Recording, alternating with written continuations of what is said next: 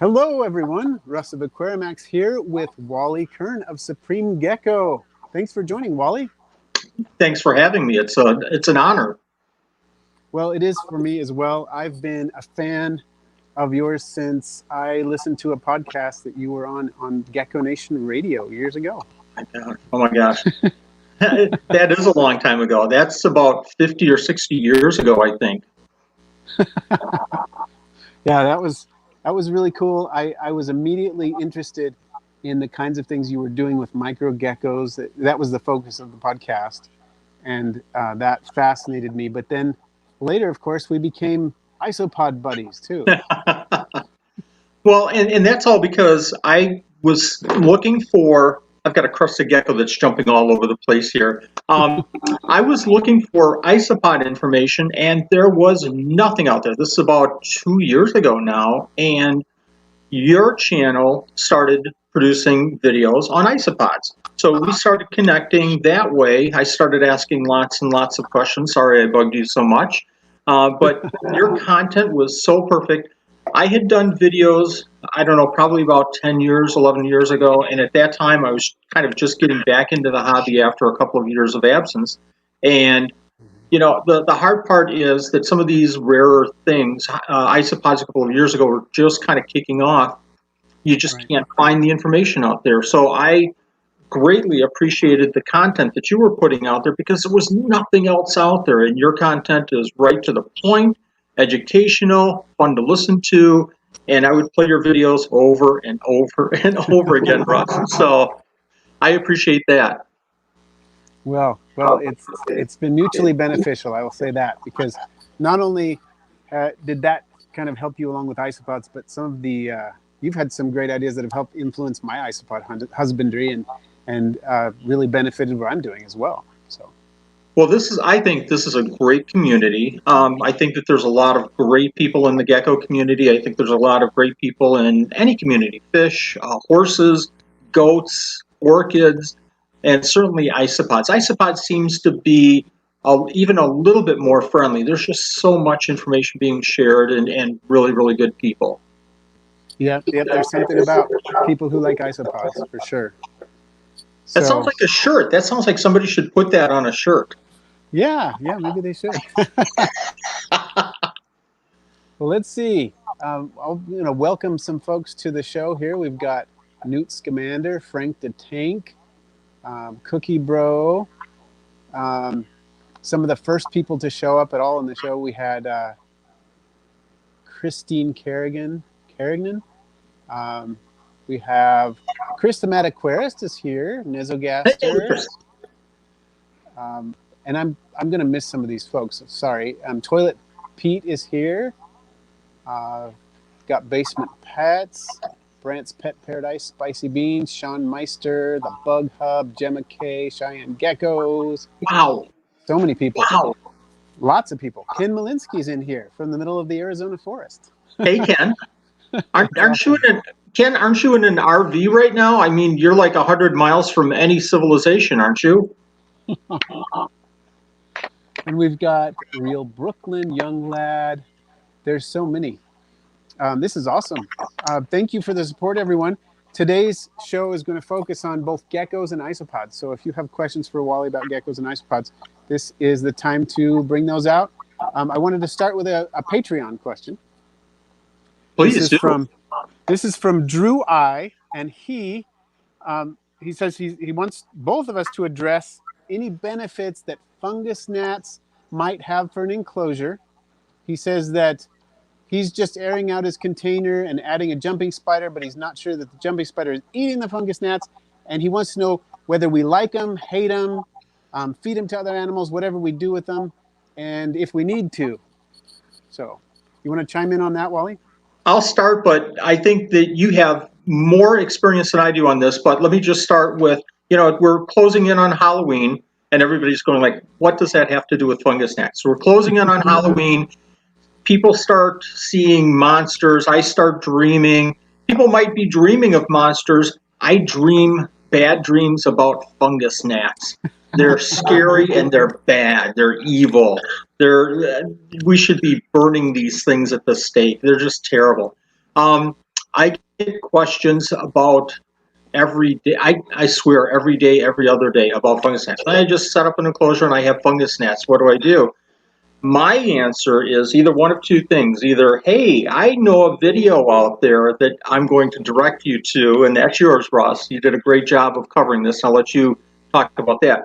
My other Okay. option is, and I talk about new enclosures and the time it takes to set up the enclosure and adjust and cycle and everything, and the problem will go down.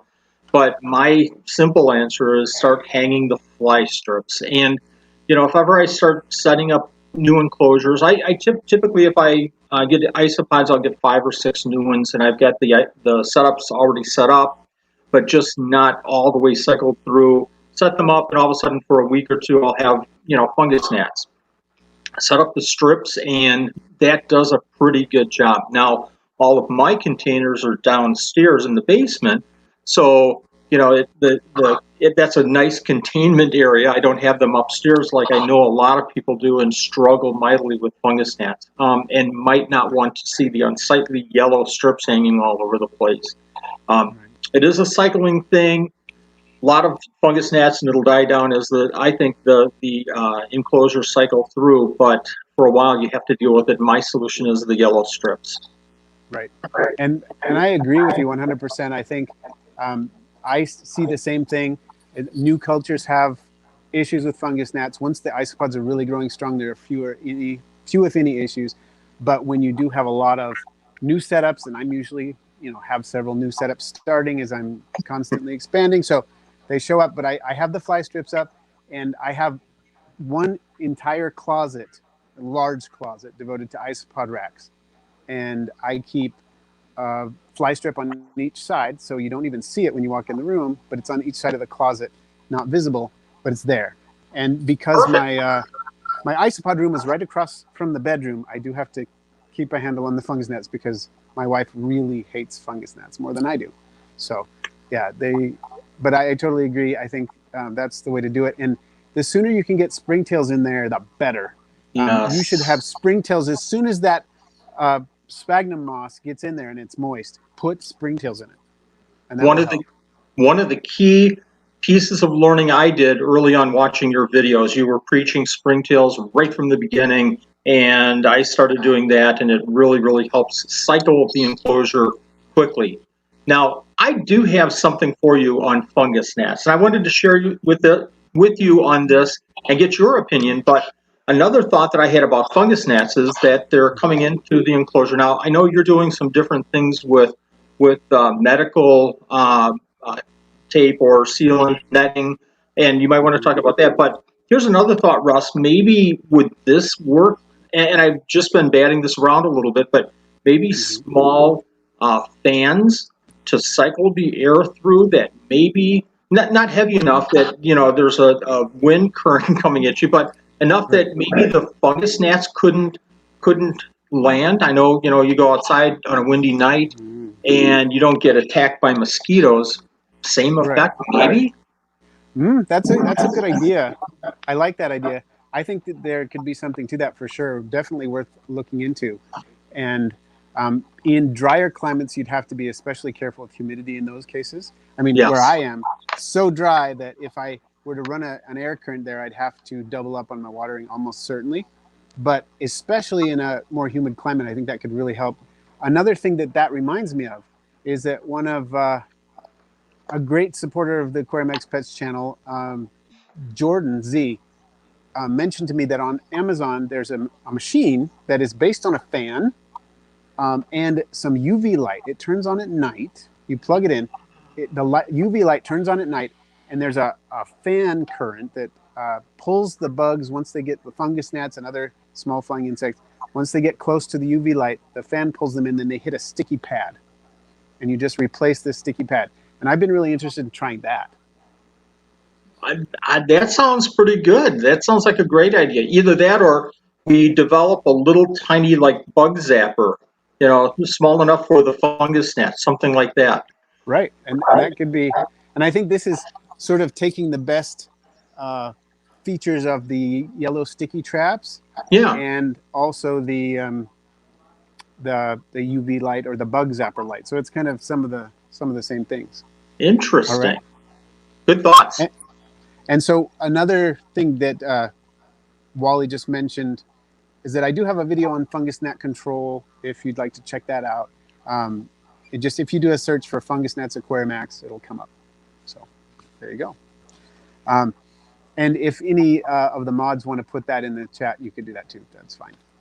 Not you, of course, Wally, because you're busy with chatting with me. And just for those of you who may not know, Wally was one of my very first moderators. So he's been supporting aquariumax in that way for a long time. It's a lot of fun watching the messages and finding some of the naughty messages and deleting them real quick. And there have been more of those lately, for sure. Terrible. All right. So I have two questions coming up about geckos now. So we might as well switch over to geckos for a little while. Sure. Okay, one is from Brian, who is the newest patron at Hi, Brian. Patreon for aquariumax. And Brian Davidson says, will morning geckos reproduce until overpopulated, or will they reach some form of equilibrium in the enclosure if left to their own devices? Also, could you say hi to Joy? She is watching it with me. Is that Joy or Joyce? Joy. Hi, Joy. How are you doing? Hi, Joy. As far as morning geckos, I've really not had that problem because I have a large enough enclosure that I have some hatch out. I harvest them. I do a lot of selling locally at reptile shows, and I really haven't had that experience. My thought is, and Russ, I know you're doing great with morning geckos too, and I'd like to hear your answer to this or your thoughts with this. But my thought is that if you did let them go, they probably will produce to the point where they feel like they can't contribute any more to the enclosure because it is a contained area, and they probably will stop breeding. And if not, there's probably more of a serious problem than that because they'll overpopulate. And I just don't know how the bio load would handle something like that. Yeah. Excuse me. I've had a similar experience with you in that I sell enough of them that I haven't had a problem. I never get too many. Last night, I just pulled two. Actually, one escaped from the adult enclosure, which still happens despite my best efforts. A little baby. They get through everything. And I found one baby, interestingly enough, trying to get into the hatchling enclosure, which is near the adult enclosure. So I just scooped her up and put her in. And then I found her sister, her clutch mate, in the adult enclosure, and an adult was coming after her. Very interesting. I managed to get her out before the adult got her, but she was falling right behind her, started doing the tail wagging display as if she were frustrated that this little gecko was in her territory or something. And I do think that there, maybe not everyone aware, I know you're aware of this, Wally, but maybe not everybody is that there are different clones of morning geckos with different attitudes. Yes. And my particular clone, I have some pretty aggressive geckos in there. Really? And yeah, and they will chomp on each other, of course. They'll rip each other's tails off.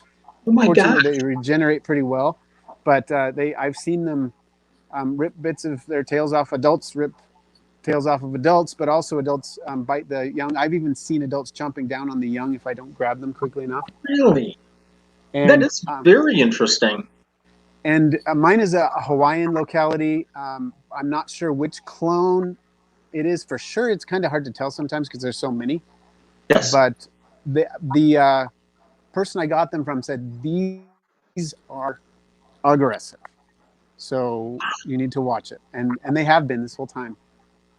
I've heard that they can. I obviously know that there's different locations, but I heard that they can be aggressive. But my thought about aggression was that they would push an animal to the side and isolate that animal. I didn't realize that some of these morning geckos, certain populations, could potentially do harm, significant harm, it sounds like, to other morning geckos. I've not experienced that. I do also have a Hawaiian version or location, and that they cohabitate. I could leave them for months and months and not worry about them. Interesting. We ought to compare patterns on our geckos and see if we're working with different clones or something. Maybe even Yes. swap some and then see what we get. See if we I notice like different that idea. personalities. Cool. Yes. Cool. So, well, I'll bring in one of yours and it'll destroy my whole colony. Thanks. Thanks a lot. Yeah, I was thinking separate containers, separate enclosures for sure. So, Arthropod Ambassadors had a question about a gecko that has fascinated me for years, and I want to see what you have to say about this one, Wally. This is Heteronotia binoe, the parthenogenic gecko from Australia. He wants to know if you've had experience with it. I have not, though I've researched it, but I have no experience with it. I've had them a couple of times. The first time I had them in a kind of a different setup, more planted, more jungle mix. Zilla product called Jungle Mix. A little bit more humid, a little bit of sand mixed in. I wanted to keep it a little bit on the moisture side. It didn't work at all, and that was probably 5 or 6, 7 years ago. And I brought them in about 2 years ago again, and I'm just starting to get some spawning breeding activity. And I have 3 babies, but I keep them in a 15 quart, lots of sand, some ledges with slate, and a couple of flower pot hides. I have a little moist hide. Never see it in the moist hide ever, ever, ever. And it just lays eggs in the sand. The young, just like a lot of geckos, are just beautiful. The adults are really nice looking, but the young are really just a golden brown, really a cool gecko. Lots of fun and small. Yeah. Do you feel? What do you do in terms of heating and lighting for those? I do the Flex Watt belly heat, and I don't give it any special lighting, just the ambient room lighting that I have. Cool. And now I'll follow that up with. I'll follow just real quick. I'll follow that up. That I do these videos. I put information out, but a lot of times I'll give you a really good example. One of my videos was Isopods. Keep consistent so it's easier to manage. And I'm about the worst consistent person. I've got them in all places in the room, different sized tubs, and so for something like this. It kind of goes the same way. It works for me, and I think that's kind of a really special point that I think we should all put in every single one of these videos is, listen to this information, but make sure that it works for you. Mm-hmm.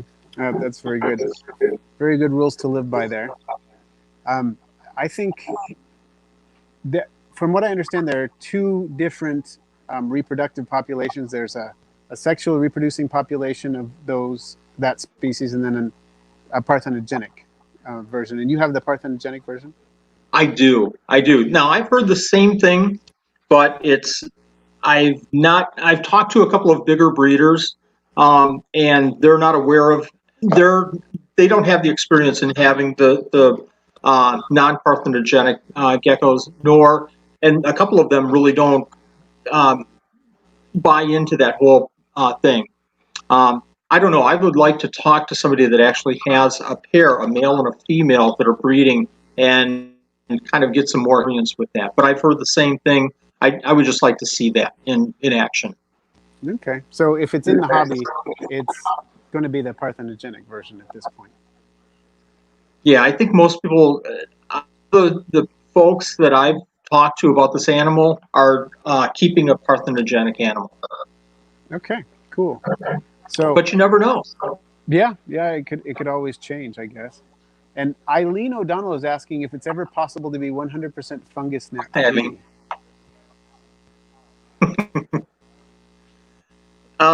Not in this house. I don't think I'll ever be 100% fungus gnat free ever again. I don't think. It's hard because even before I was keeping,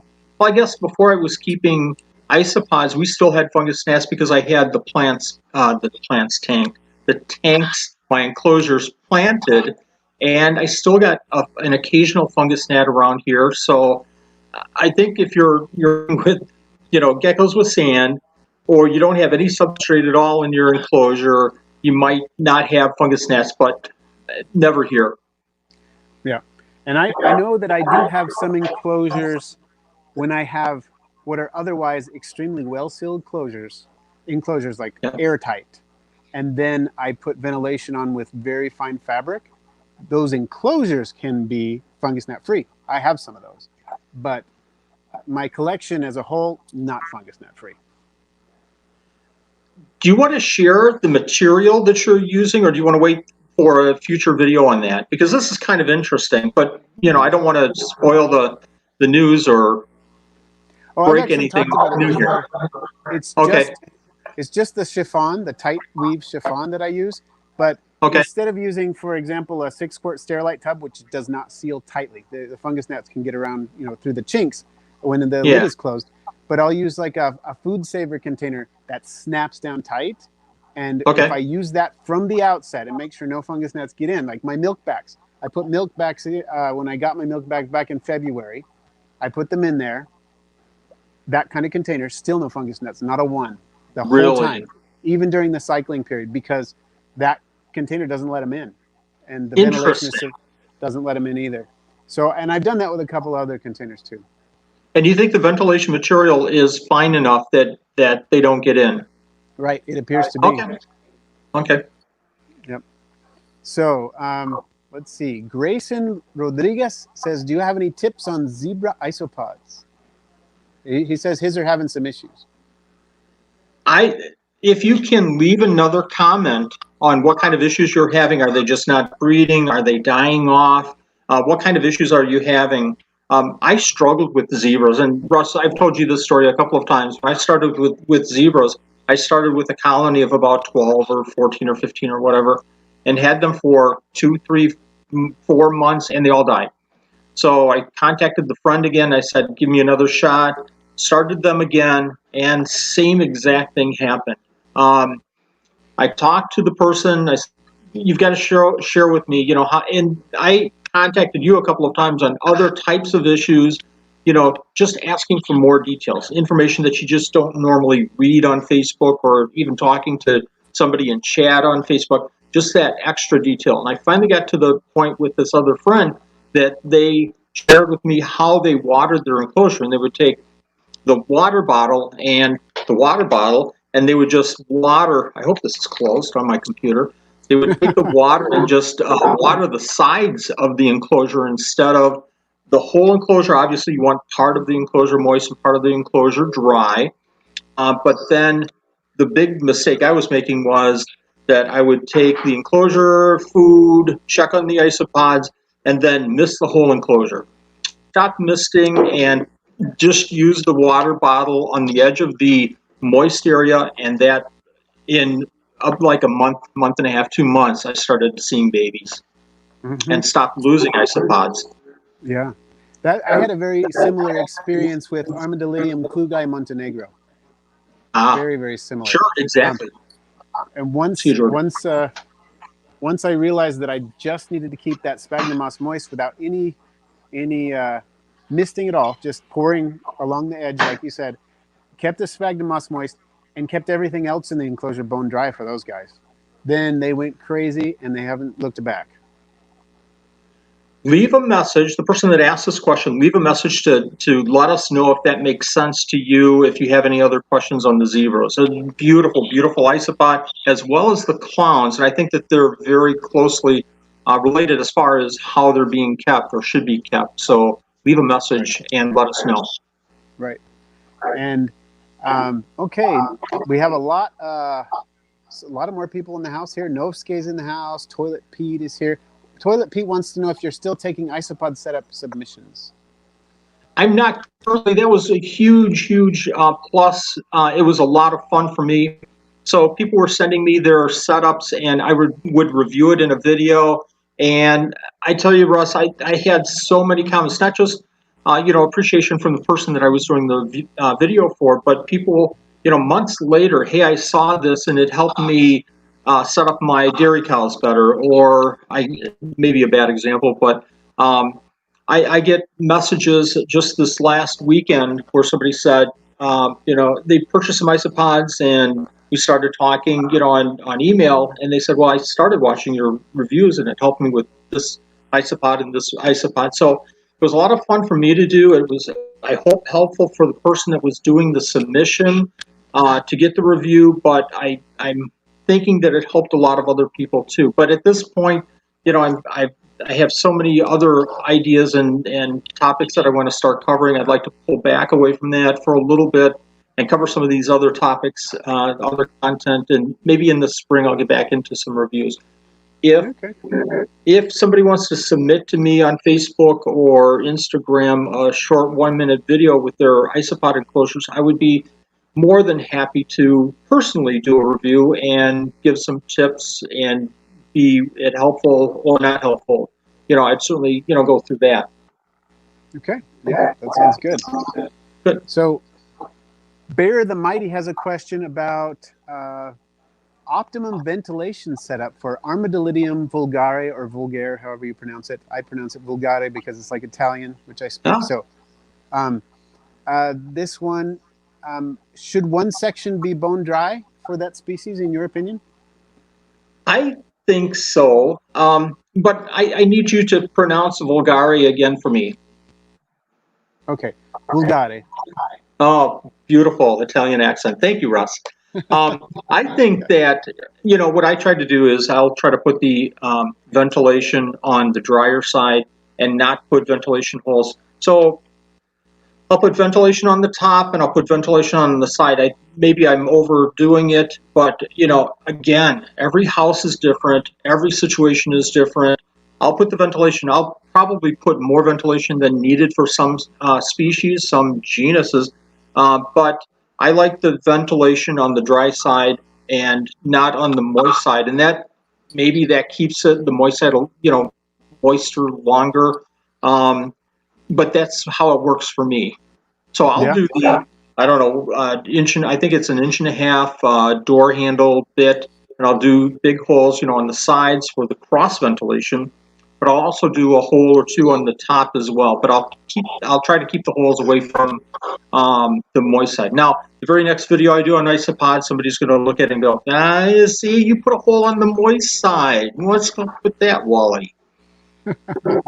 But I hear you, and I think that's pretty close to what I do. Although I've been experimenting lately a little bit more with ventilation since I read Oren's book. Yes, and he has some really interesting things about. He is a big proponent of additional ventilation for Armadillidium, for Spanish Porcelio, and so on. However, his definition of how much ventilation is very different from what I have always gone. Because I think I like to err on the side of go big, a lot of ventilation. And he's saying, well, some of those species don't. Like the Porcelio Hoffmannsegei doesn't need as much as, say, Porcelio expansus or things like that. So I'm really interested in kind of playing with that a little bit. It would be interesting to see, now that you say that, unfortunately, I probably have about 6 containers of Hoffmannsegei right now. It would be interesting to kind of watch that this next breeding season to see how each container does, because there are differences in each container, and kind of watch which one does better. Because, again, they all do have probably different ventilation. Yeah. So it's an interesting thing. If I had the time and the space, you can bet that I would be doing some really highly controlled experiments with all of this stuff. With limits on both, I don't do as much as I would like. I can see you doing that, Russ. I think you like to dig in and really grasp something like that, a topic like that, and just really explore it to the nth degree and come up with, here's what I came up with, and then share with everybody. I can see you doing that. Yeah, maybe someday I'll have the time and the space to play that a little more. Yes. So Basement Pets says, Porcelio ornatus isopods had a small colony of them, moved them into a bigger enclosure, and almost all of them are dead. Any tips? Wow. Which species of Porcelio ornatus? I still struggle with the high yellows. And I've had them in one container, and I've gotten babies, but they really haven't taken off. But I don't know of any isopod that I've switched over containers and struggled with that way. Um, the south, the yellow dot, no issues whatsoever, other than the issue that I found centipedes in one of my containers, and it almost took out the whole container. Centipedes were breeding like crazy, so maybe I'm raising centipedes and feeding them, the south, the yellow dot. Maybe that's what I'm doing. I'm going to claim that. I'm going to claim that's what I'm doing, because those centipedes were just nuts. I probably caught 40 or 50 centipedes under the dirt, where I knew that maybe there was one, and I've got to catch that. The next time I feed, I'm going to catch that centipede. Oh, I thought I caught that centipede. Anyways, if you move them to a different container, I guess the very first thing that I would suggest or ask is, could it be a cleaning material? Could you have cleaned the container and moved the soil in there? Was it a different soil mix that you used? Was it nothing included in the soil? If it had fertilizer, that could. So look for kind of issues like that. If you moved it to another container and it's in a different area of the house, are you, furniture polish or window? Look for issues like that, where it's an environmental kind of thing, maybe not so much the maintenance that you're giving the isopods or the care, but look for some outside maybe function there. That's my guess. Russ? That's a good point. I've had people contact me and said, my isopods have been doing fine for months, and today they're all dead. And we start going through some fact finding.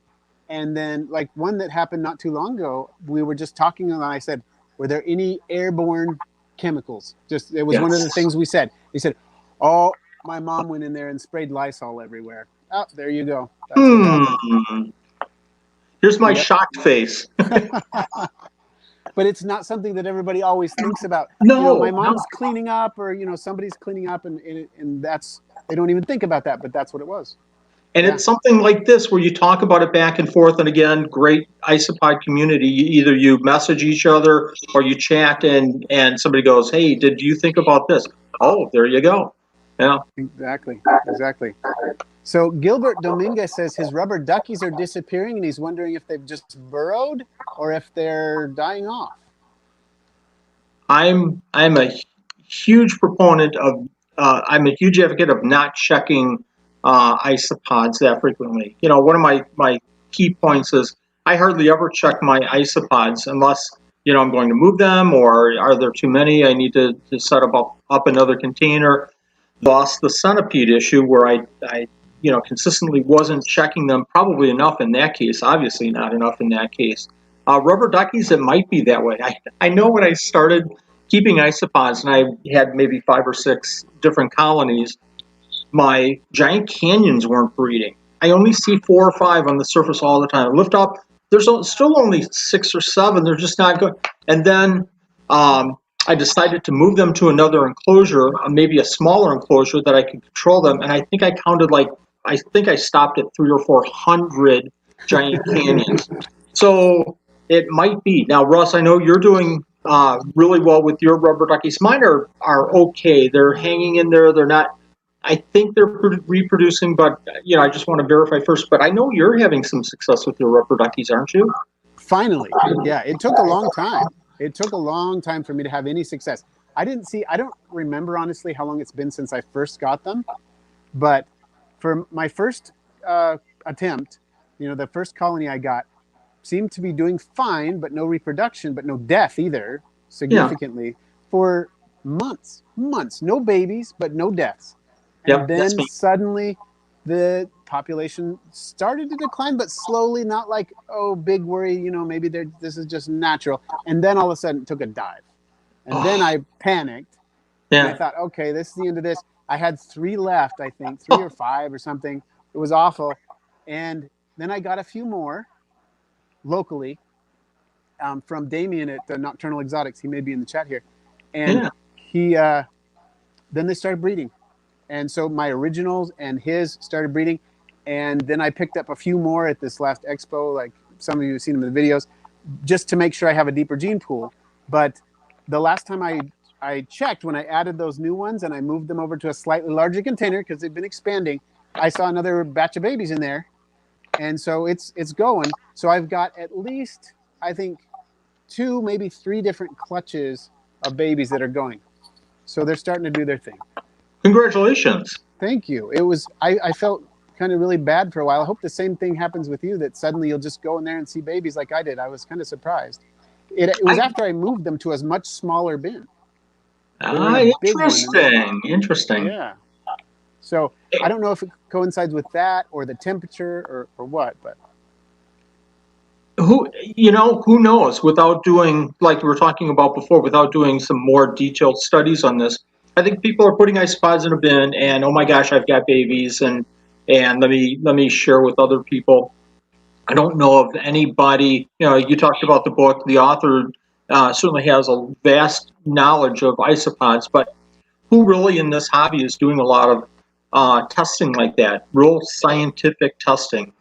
right. Rubber duckies, people are losing rubber duckies. Is it because the substrate is maybe too acidic? Is it who knows? Who knows? Right. So Novske has a question about water. She's saying, what kind of water is best to spray the enclosure with? Is tap water okay, or is it harmful? Great question. And I think we could probably answer a lot of these questions with, it depends. For me, I have chlorine in my water. So what I do is, the little spray bottles you buy at the dollar store for maybe 2 for $1, and you use them for about 3 weeks, and then all of a sudden you don't get any, spray out of them whatsoever. So I take those bottles, I throw the nozzle away, and I keep the bottle. So I have an area where I have, this is going to sound nuts, but I have probably about 40 of them set up. So we'll go through and we'll do a feeding in the gecko room, and I'll use probably about 20 of the bottles, filling water and the isopods. But those bottles have sat on that shelf probably a week, maybe 2, maybe 3 weeks. I do a rotation, so I'm always using the oldest water bottles. But if you have chlorine in your water, that chloramine won't. Chloramine will evaporate out of that water, give it safely 2 or 3 days. But you really should, and you should be able to go to a website for your city, your community, and find out exactly what's in your water. But the one big thing that I would worry about is chlorine. And if you find that your city has chlorine in its water, set aside those bottles, open top. Don't put a top on. Open top, bigger mouth the better, and just let the water evaporate for 2 or 3 days, and you're probably going to be safe. But probably best to look into that. Right. And what I have done with the water that I use, I put it through a carbon filter, which will pull out chlorine and chloramine. Sure. And that works too. So as long as you have some way of getting rid of that chlorine, even aquarium dechlorinator could be a good way to do it too. Yep. As long as you're getting rid of it some way. And those are all good methods. So, okay, someone asked, and I lost track of the name. Somebody asked, what's the biggest isopod in your collection, Wally? Well, it's the king of isopods, of course, the Hoffmann-Segai. And I think they're the biggest that I have. There's a lot of debates with them and Magnificus. My Magnificus, I don't think are as big as my Hoffmann-Segai. I've got to say that too. I've had both for a while now, and my biggest Hoffmann-Segai have been longer than my biggest Magnificus. Expansus is probably wider than both at its full size, but I don't have any full size yet. Mine are breeding like crazy, but I don't have any big ones yet. And when we talk about size of isopods, and I go back to your video, Ross, you did a great video on the Titan. If I remember, the title was something about Titans, the Titans of isopods or something like that. And that kind of got me even more, interested in keeping isopods. But I tell you what, it's cool to see clowns or zebras or magic potions or any of the other beautifully versicolor, any of the beautiful isopods. But to hold a Hoffmann-Segai and have it almost fill up your finger, I think you're going from the Beanie Baby collection kind of situation to this. Hoffman Sega, I think, is a pet, because they have personality. You can watch them and see what they're doing. They guard their babies. The mothers guard their babies. They have I feel they have an identity, and they're just kind of in a different classification of isopods. Obviously, I'm biased toward than Hoffman Sega. Well, and the males actually have fights over the females. It's amazing. They're like little rams or something. It's pretty cool. They get up on their hind end and they battle, and this is my house, so you're not coming over here. It's pretty amazing. West side, I can't do that. West side, this is my area. So, someone was asking too, was anybody using Bacillus thuringiensis bacteria to get rid of fungus gnats? Is it safe? Look like springtails are not enough. I'm not. I have played with it. So, and that is the mosquito bits, or the natural, are some trade names that the Bacillus thuringiensis israelensis is marketed under. I have experimented with it. It does seem to help, but I did read a study fairly recently that worries me a little bit about it. Okay. What's your concern? The study said that they were doing a test of the Bacillus thuringiensis israelensis, which is a different strain than the one that's used for controlling other things. The israelensis strain is used specifically for fungus gnats and mosquito larvae. Okay. And so they were using this strain in some wetlands to control mosquitoes, but they wanted to see the collateral impact it had on other creatures, because it doesn't have any demonstrable toxicity in the normal ways that toxicity is tested, but in an ecosystem, long-term effects, they wanted to see what happened. So they tested it, and within the first year or so, nothing seemed wrong.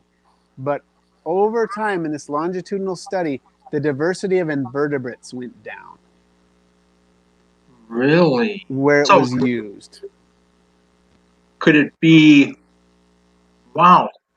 I'm guessing that it's probably not attacking the invertebrates themselves, but maybe attacking some kind of foods, the environment, something like.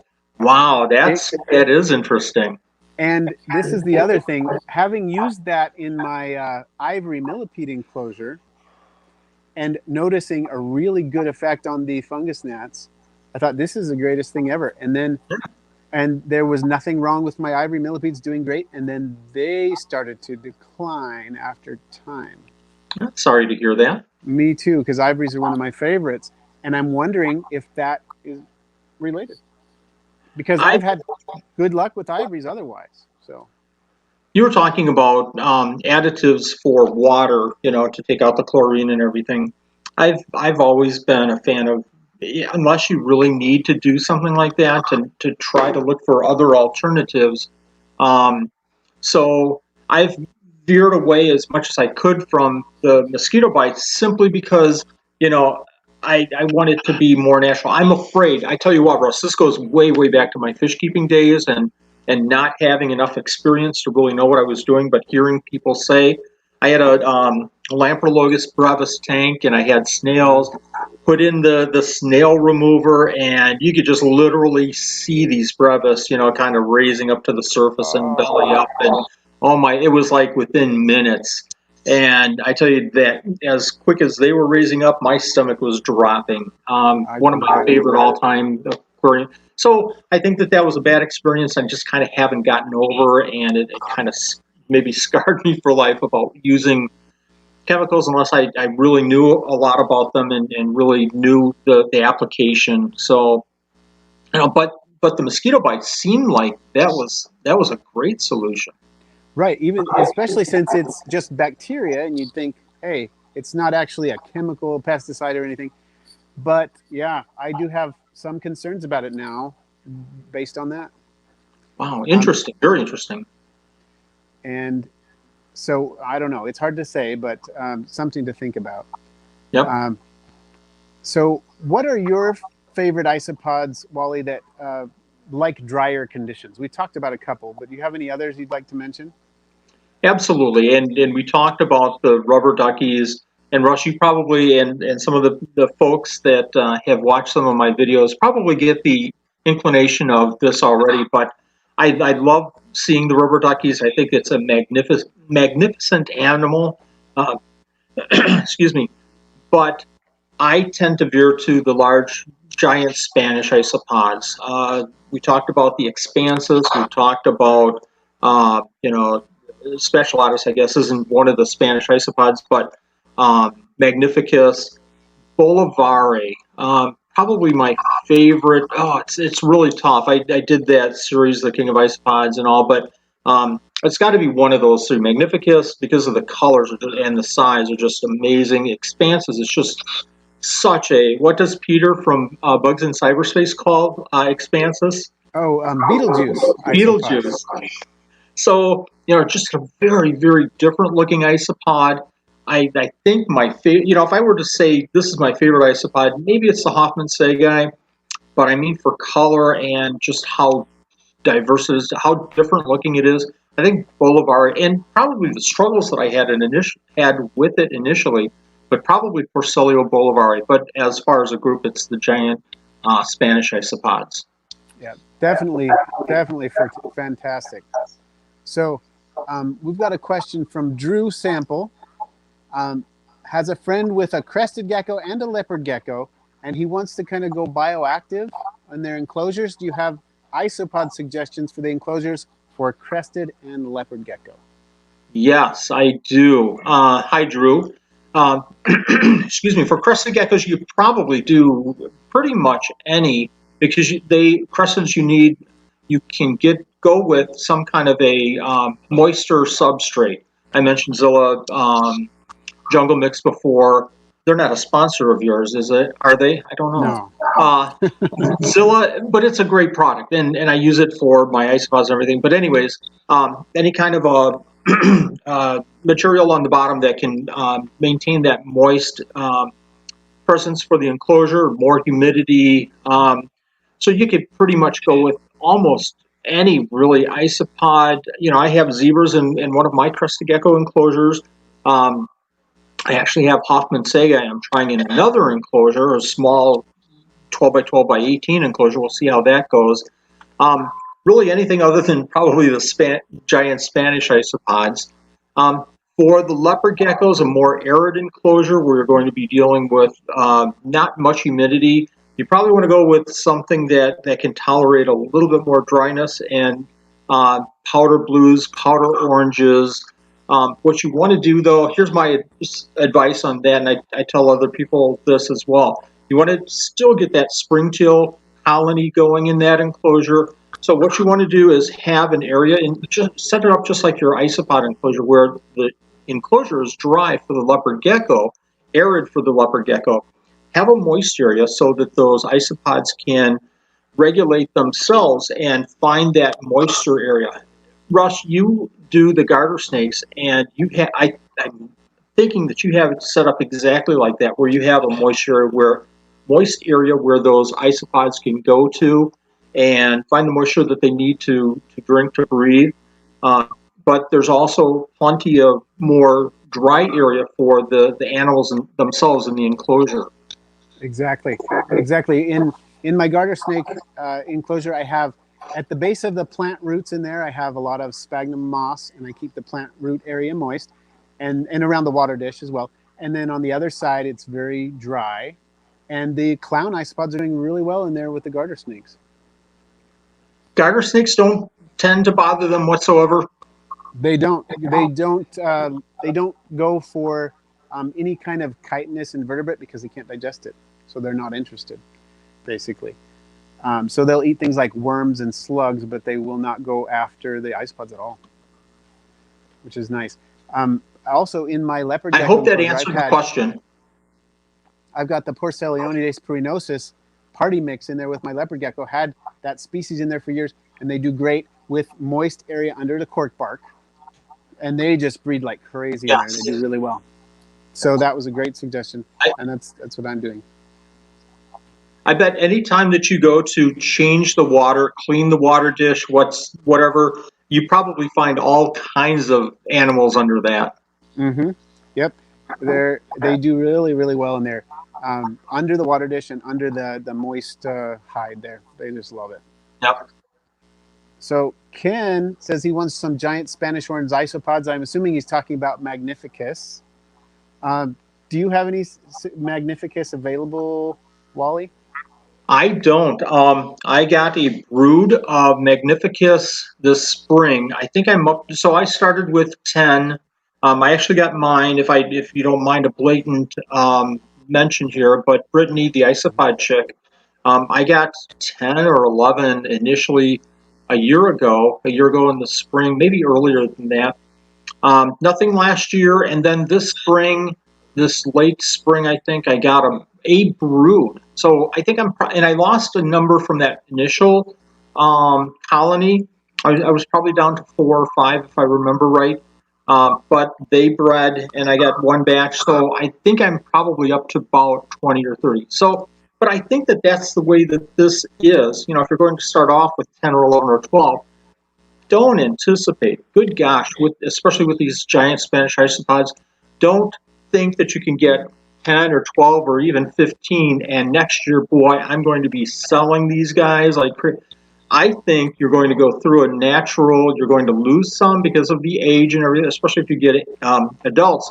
And you're going to sit on those for probably a year, get your first brood, keep those aside, maybe even go another year and build up your collection so that you can maintain and maybe start selling the year after that. So I think that with any of the Spanish isopods, you're probably looking at 2 or 3 years out. So right now, next year, I'll be in my 3rd year. That makes sense. That makes sense. So Brian actually got some isopods from me, and he said his hermit crabs hunted the isopods into extinction and dug out their leafy damp area. So we were talking about this. We might actually have to try. We tried dwarf whites with the hermit crabs, but they're digging them out. And so we were talking about maybe doing Florida Fast instead, because Florida Fast are fast, and they can probably, at least some of them, outrun those hermit crabs. And they're also fast breeders. What do you think, Wally? I think that's an outstanding idea. So, as you know, Florida Fasts like a damper area. They come from Florida, from wetlands. So if you can keep an area in the enclosure, and I don't know hermit crabs that well, I'm sure that your hermit crabs, Brian, are fat and robust, like they've been eating McDonald's for 17 years in a row. But I would think Florida Fast would be perfect, especially if you can set up the enclosure to handle them. I had an issue with my Florida Fast. I had a 27 quart big tub with Florida Fast, and they were just overtaking the tub. I mean, there were thousands and thousands. You'd lift it up, and it was exactly like seeing roaches in an abandoned house, just running all over the place. It was just crazy. So I went the opposite way. I got a 6 quart, and I set it up with a single piece of cork bark, a little piece, some pieces of wood, lots of leaves, and of course, and sphagnum moss. And I put in probably 20, and within 3 months, that container is again loaded. So I'm trying to contain them a little bit on that side. So with hermit crabs, I would think that which if they can still catch some of those Florida Fasts, it would offer another food source. But I don't think that tank will ever be rid of Florida Fasts. Yeah, and I'm hoping that'll work, because I think the one problem, the failing with the dwarf whites, they are really good breeders, especially at warmer temperatures like the hermit crabs require and high humidity, but they tend to play dead when they're disturbed, and then they're sitting ducks for hermit crabs. Good point. Yeah. And the Florida Fast are going to flee, so I think that'll help. Like a jet plane, yes. Yep. So somebody asks if I'm having any success with the dairy cow milkback and orange Lavis cross. Yeah. I gotta tell you, a little update. I started it in August with very young specimens, right? I looked in there the other day, and there are tiny little isopods in there. They're Excellent. too young to tell whether or not they are. They're so small and so pale. Who knows what they are yet? But they're in there. We've got babies. So excellent. We'll see. Congratulations. You've been working on that project, kind of a line like that for a year, a little over a year, trying different things, of Right. course. And I started with this a few months ago, and you're having luck with it. If the viewers don't know what this animal is, they really should look it up. I think there's a couple of posts on Facebook. There's another person I know on Facebook in one of the isopod groups that have bred these, and it's like you've got to come up with a name or something like Dreamsicle or something because they are really cool. They are. And there are a couple of different lines out now. There's someone in Germany who has what look exactly like I would expect orange dairy cows to look like. Nice. They look perfect. So I think that's what they actually are. Then there are a couple other people who have something different. There's somebody I'm in contact with in the UK who's appeared on the live streams and whatnot, who has an orange lavis that is pied, and it is fantastic looking. And interesting. It doesn't look like an orange dairy cow per se because the pattern distribution is different, but it is gorgeous. So we need to get those into the hobby.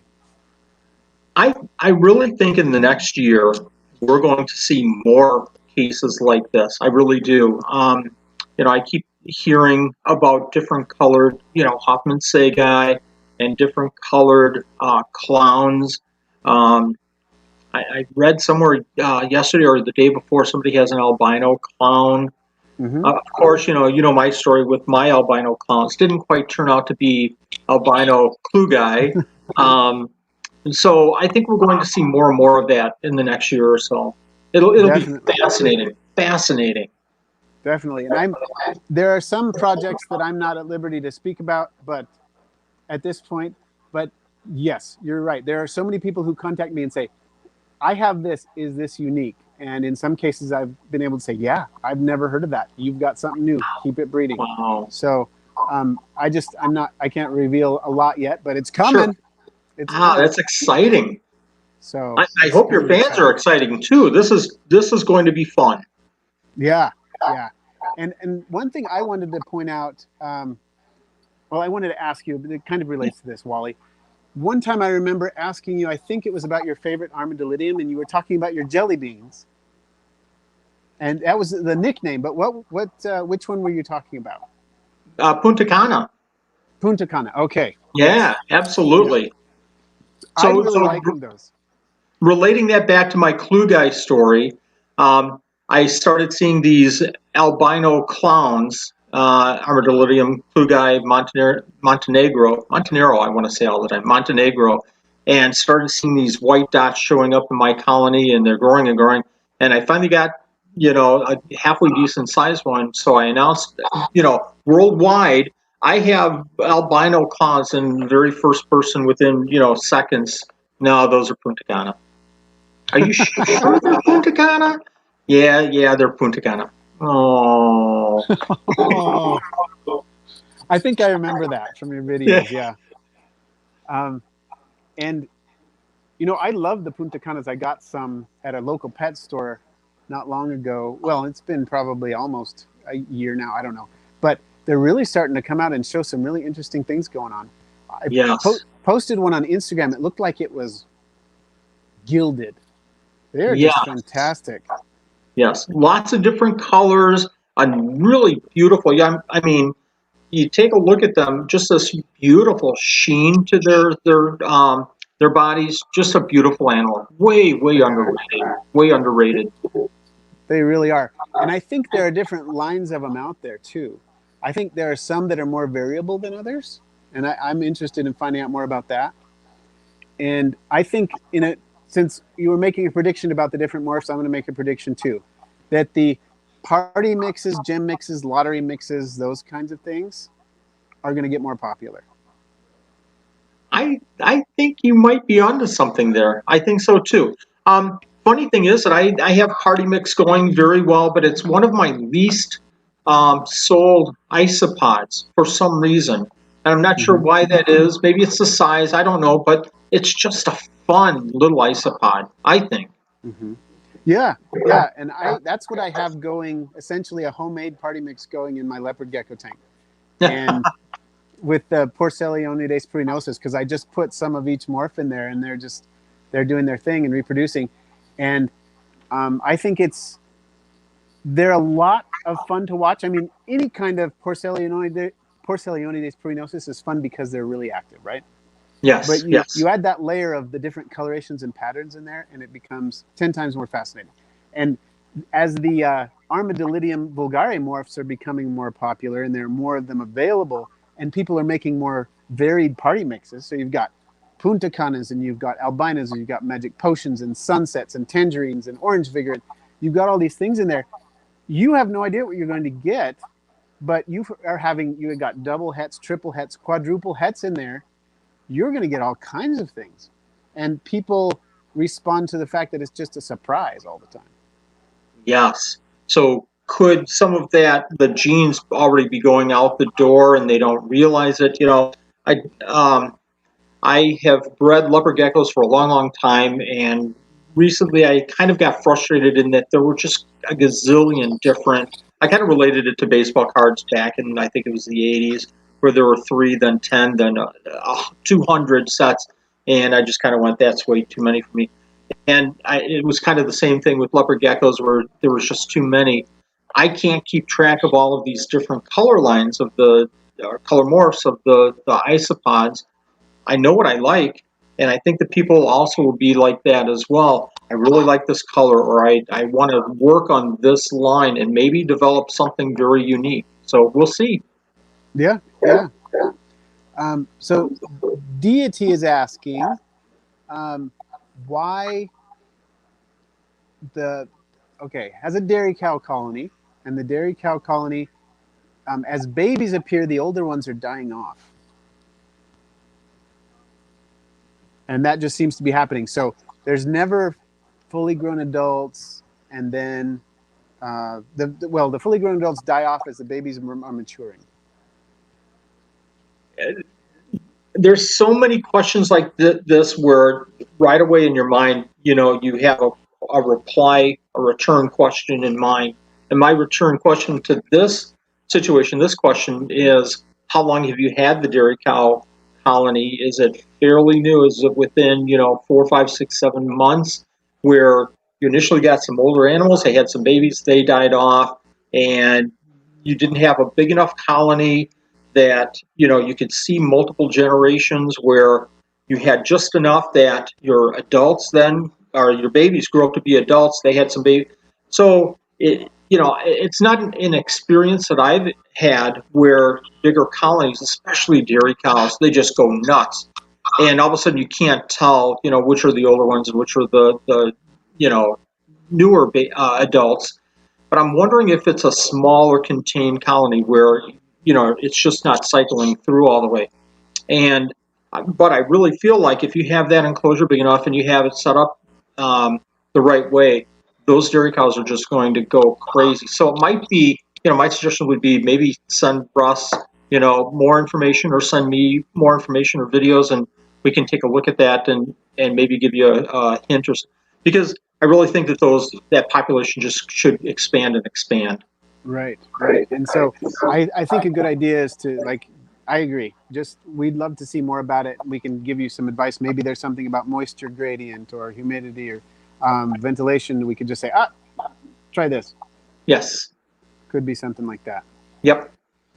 Well, we are getting down. We've already passed an hour, which is amazing because it does not seem like it. I've got 10 minutes. I've got 10 minutes on my watch. I don't know what you're looking at. So yeah, we're in a time warp here. It feels like it's just been a couple of minutes, but and it seems like we have covered some gecko questions. We have covered a lot of isopod questions. I think we can do a couple more, and then we probably ought to go. I have a clarinet concert I got to get to in just a little while. So, but I didn't know you played clarinet. Minutes. Oh, I don't. My daughter does. So, arthropod ambassadors saying they combining like Armadillidium with Porcellio. Do you ever combine species that won't interbreed, Wally? Intentionally? Intentionally, yes. We know about the others, but they said, for example, they keep Magnificus and Gestroy together. I don't, because I like clean cultures. And, about the third culture that I purchased, third group of isopods that I purchased, I got clowns, and I can't remember, Russ, what I got. Clowns, there were like 3 or 4 different animals in the culture. And I replied to the fellow, and I said, there's all kinds of other isopods. It happens. It happens in the hobby.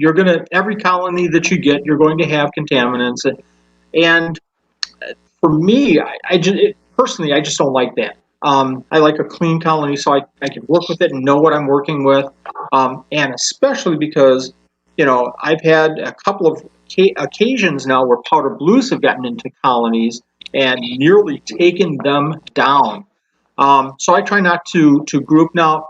Same thing with geckos, and people are talking about some tree frogs with morning geckos. Or I just don't like mixing like that personally, and especially if I'm working with something like a magnificus or an expansus or something like that. If you're doing dairy cows and Florida fasts, maybe that's one thing. I've found, though, in my limited experience, that eventually one of the isopods will rule the day and take over the whole enclosure.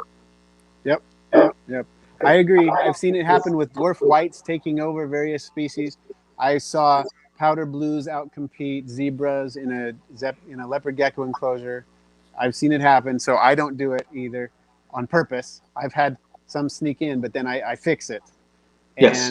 And Eileen is asking about, well, in bioactive enclosures, can you put more than one species for a cleanup crew? And I would say, and I want to see what your thoughts are, Wally, if you're not sure which species will thrive, you can go ahead and put a starter colony of a few different ones in there, and one of them's probably going to win out. One of them's going to win out. I think the same thing. Now, if you want to do something kind of a little bit different, you could go with maybe a giant canyon, that likes to burrow.